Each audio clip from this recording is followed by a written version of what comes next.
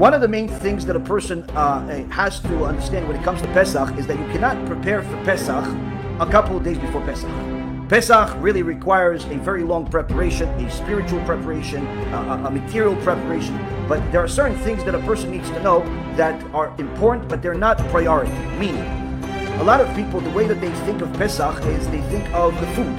Aside from the matzah, who's going to eat this, who's going to sit where, and in reality, the meal of Pesach, although it's important, it's good for it to be delicious, it's good for it to be to have all different types of varieties and so on, but it's not the number one priority in Pesach.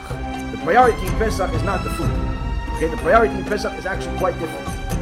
In fact, the Gemara in Masechet Pesachim, page 115b, says that if somebody swallowed matzah, he fulfilled the obligation, meaning he just swallowed it without chewing.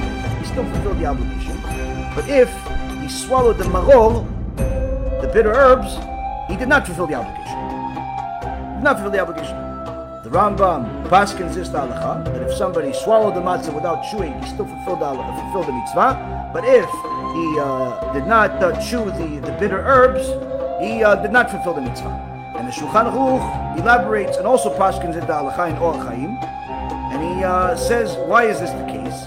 Because the whole point of the maror is to signify specific things. Where the maror is, of course, to remind us of the difficulties that we endured when we were in Egypt. It's one of the things we have to remember. That's one of the main things that highlights it is actually the maror, the bitter herbs.